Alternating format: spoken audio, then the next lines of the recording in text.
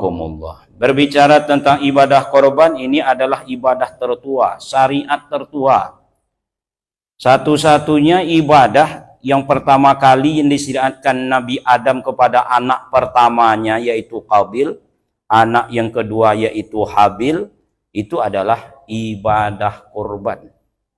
Dan ternyata di dalam Al-Quran Allah menerima korban Habil dan Allah menolak korban Habil. Jadi sejak Adam memiliki anak sudah disyariatkan untuk ibadah korban. Suatu ketika Rasul ditanya oleh seorang, apa itu ibadah korban?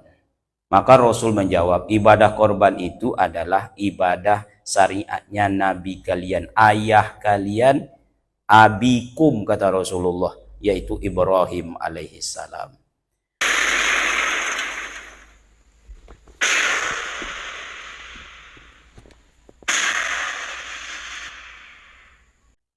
Kaum muslimin yang berbahagia, judul tausiah zuhur kita yang singkat ini adalah mari berkorban, mudah-mudahan Allah mudahkan.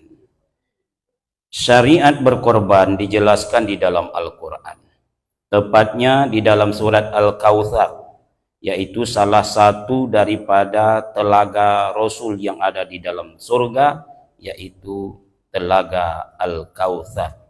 Diartikan juga Al-Kautsar yaitu nikmat yang sangat banyak. Allah jelaskan di dalam surat Al-Kautsar ayat yang kedua, a'udzubillahi minasyaitonirrajim. Fasholli lirabbika wanhar. Dirikanlah solat dan berkorbanlah. Yang dimaksud dengan solat di sini secara umum seluruh solat. Tetapi dalam tafsir secara khusus solat hari raya Idul Adha. Wanhar di situ diartikan tunaikanlah ibadah korban. Apa itu ibadah korban? Ibadah korban ialah menyembelih hewan ternak berupa unta, sapi, kambing atau domba pada hari yang sudah ditentukan. Mana hari yang ditentukan? Hari nahar dan hari tasyrik. Hari nahar 10 Zulhijjah. Hari tasyrik 3 hari, 11, 12, 13 Zulhijjah. Baik hari nahar atau hari tasyrik. Dalam rangka niatnya mendekatkan diri kepada Allah dengan penyembelihan yang disyariatkan. Maka ibadah seperti itu disebut dengan ibadah korban. Kaum muslimin yang berbahagia, sebagai uswah hasanah contoh keteladanan, Rasul bukan saja menyuruh umatnya untuk berkorban, tapi beliau sendiri juga berkorban. Bahkan kata Abdullah ibnu Umar radhiyallahu anhuma, 10 tahun Rasul tinggal di Madinah, ke 10 tahunnya Rasul berkorban.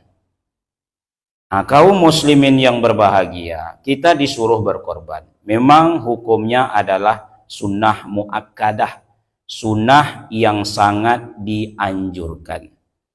Itu pun kalau kita mampu. Makanya syarat berkorban itu pertama dia harus Islam. Orang yang tidak Islam tidak disuruh untuk berkorban. Yang kedua baligh, yaitu anak-anak tidak disuruh untuk berkorban. Yang ketiga walaupun dia sudah baligh tapi tidak berakal sehat. Mohon maaf agak miriang-miriang seketik pemikirannya. Kalau senyum terus di sepanjang jalan, kurang gilo maksudnya. Itu tidak disuruh juga berkorban. Dia harus berakal sehat. Yang keempat, inilah yang sangat menentukan, yaitu kalau mampu. Kalau tidak mampu, maka kita pun tidak disuruh disyariatkan untuk berkorban. Bapak Ibu rahimakumullah. Berbicara tentang ibadah korban, ini adalah ibadah tertua, syariat tertua. Satu-satunya ibadah yang pertama kali yang disyariatkan Nabi Adam kepada anak pertamanya yaitu Qabil, anak yang kedua yaitu Habil, itu adalah ibadah korban. Dan ternyata di dalam Al-Quran Allah menerima korban Habil dan Allah menolak korban Habil. Jadi sejak Adam memiliki anak sudah disyariatkan untuk ibadah korban. Suatu ketika Rasul ditanya oleh seorang, apa itu ibadah korban? Maka Rasul menjawab, ibadah korban itu adalah ibadah syariatnya Nabi kalian, ayah kalian, abikum, kata Rasulullah, yaitu Ibrahim alaihissalam. Bapak Ibu yang berbahagia, Nabi Ibrahim memang tidak langsung dia menerima perintah korban. Dia hanya lewat mimpi. Dia menceritakannya kepada anaknya, wahai anakku, tadi malam nak ayah bermimpi. Di dalam mimpi itu Allah menyuruh ayah menyembelih engkau atau mengorban engkau. Kata Ibrahim, bagaimana pendapatmu? Itulah hebatnya filosofi berkorban ini. Di samping memang mentaati perintah Allah, tapi karena ini menyangkut masalah orang lain, ada perlu musyawarah. Karena memang boleh ayat dek pambuluh, boleh kata dek mufakat. Bagaimana pendapatmu? Maka Ismail anak yang soleh itu menjawab, wahai ayahku, kalau itu memang perintah Allah, kerjakanlah. Engkau akan mendapatkan aku seorang yang sabar. Kaum muslimin yang berbahagia, itulah orang terdahulu, disuruh berkorban, dia berkorban. Bahkan Ibrahim alaihissalam disuruh mengorbankan yang sangat dicintainya, yaitu anak satu-satunya, si buah hati belahan jiwa. Hari ini, alhamdulillah, syariat kepada Ibrahim tidak sama kepada kita. Kalau sempatlah perintah menyembelih anak itu kepada kita saat ini, tidak ada awak yang sanggup. Walaupun nama bapak Ibrahim sekalipun, tidak akan sanggup coba. 12 anak awak, siapa yang sanggup awak korbankan? Usahakan bapak, saya menyampaikan kajian mana yang saya sanggup mengamalkannya. Untuk apa ustadz berapi-rapi ceramah kalau dia tak sanggup untuk mengamalkannya? Duluan besok masuk neraka. Jadi ustadz dah mendaftar, saya sudah mendaftar. Mendaftar ikonnya pak, kurban kok maksudnya. Baru diceramahkan. Jadi terasa enaknya, awak tak malu sama Allah. Ustaz kau buyiyo menyuruh orang berkorban, nyo ndak berkorban. Kalau bapak ibu tak percaya, tengoklah ke tempat saya. Nama ambo ndak berdua kan itu pak. Ustaz Samsul Rijal. Ndak songong, ndak apalagi sombong, ndak ada. Baiklah tengok, ndak percaya. Nah, kaum muslimin yang berbahagia, sempatlah perintah seperti Ibrahim kepada awak, ndak akan sanggup. Wahai Ustaz Samsul Rijal, sembelih anakmu. Mohon maaflah ya Allah. Ndak bohong ambo, ndak akan tolong ambo bapak ibu. Walau anak ambo berompek, tidak akan sanggup. Pilih salah satu, tidak bisa. Ibu 12 anak ibu, disuruh berkorban, mana yang ibu pilih? Anak pertama, kata panitia Masjid Jamiatul Zahidin, mau ibu? Tidak do Pak Ustaz, ku anak pertama, si buah hati kami ko. Anak yang di tengah lainnya nakal minta ampun. Memangnya nakal Pak Ustaz, tapi nya suku menolong. Anak ini masing-masing punya kekurangan, punya kelebihan. Kalau itu anak bungsu saja, oh jangan Pak Ustaz, itu kesayangan atuk dan neneknya itu.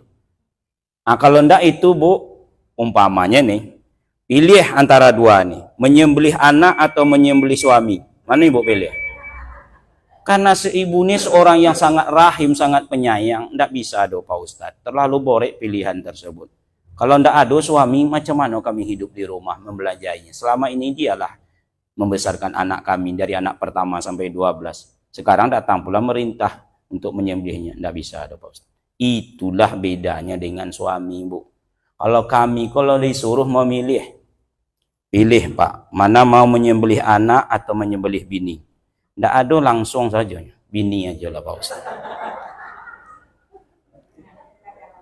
Kenapa Pak? Ya sejak dulu akulah nio sebenarnya menyembelihnya lah Pak. Muak aku menengok perangainya tuh.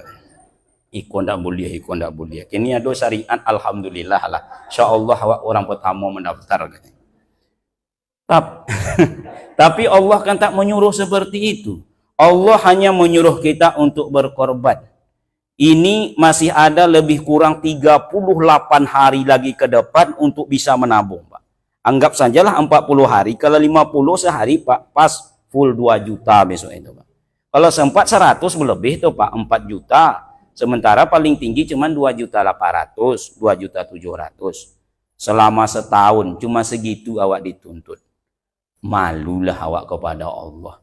Kaum muslimin yang berbahagia, kita disuruh berkorban, alasan pertama ungkapan rasa syukur. Itu makanya sebelum perintah ini disebut nikmat dulu. Inna a'tayna kal kautsar. Bukankah kami, kata Allah, sudah memberimu nikmat yang sangat banyak. Jadi ungkapan rasa syukurmu mana? Salah satunya berkorbanlah. Yang kedua, awak hari ini disuruh bersyukur karena ungkapan rasa takwa. Inna akramakum indallahi atqakum. Manusia yang paling sukses dalam hidup ini kalau dia sampai ke derajat takwa. Ukuran ketakwaan, kata Allah dalam Al-Quran, aku tak menengok daging darahnya. Yang ku tengok ketakwaanmu. Ukuran takwa itu adalah pengorbananmu. Yang ketiga, ukuran dekat tidaknya kita kepada Allah, pengorbanan. Pernahkah kita bertanya mengapa Ibrahim selalu sebut-sebut di dalam solat? Allahumma sholli ala Muhammad wa ala ali Muhammad kama shallaita ala Ibrahim wa ala ali Ibrahim. Kenapa Nabi Ibrahim diletakkan di langit yang ketujuh, yaitu posisi yang sangat hampir kepada Allah? Setiap hari nama awak sebut, dan saat ini dia berada di langit yang ketujuh, sangat dekat. Ibrahimlah satu-satunya disebut dengan Khalilullah, yang selalu didekati, ditemani oleh Allah. Kenapa? Pengorbanannya. Korban itu kan karib dekat, kawan karib, kawan dekat. Ya enggak, Pak? Famili karib, kerabat dekat. Ukuran kedekatan, pengorbanan. Awak kadang kan dekat sama kawan, Pak. Oh, bergurau-gurau. Tapi pas masuk ke dalam rumah makan kan bayar masing-masingnya, Pak. Itu ukuran pengorbanan kawan. Kalau untuk bergurau, minta ampun, Pak. Lah lama ada bersuah, lah bertahun-tahun. Pas mereka makan, apalah salah dibayarkan sekali-kali. Tanda kedekatan rupanya bayar masing-masing. Nah, ini kaum muslimin yang berbahagia, tengok ukuran pengorbanan. Yang keempat, kata Aisyah, Rasul menjelaskan tidak ada ibadah yang lebih dicintai di hari nahar kecuali menumpahkan darah. Dan yang kelima, syiarnya agama. Cobalah Bapak Ibu tengok kalau hari tersebut. Mulai dari orang miskin sampai orang paling kaya kumpul di masjid tersebut. Syiarnya agama kita. Maka kita disuruh untuk berkorban. Mudah-mudahan pasanglah niat dan mudah-mudahan Allah mudahkan. Lebih dan kurang mohon maaf. Subhanaka Allahumma wa bihamdika. Asyhadu an la ilaha illa anta astaghfiruka wa atubu ilaik. Assalamualaikum warahmatullahi wabarakatuh.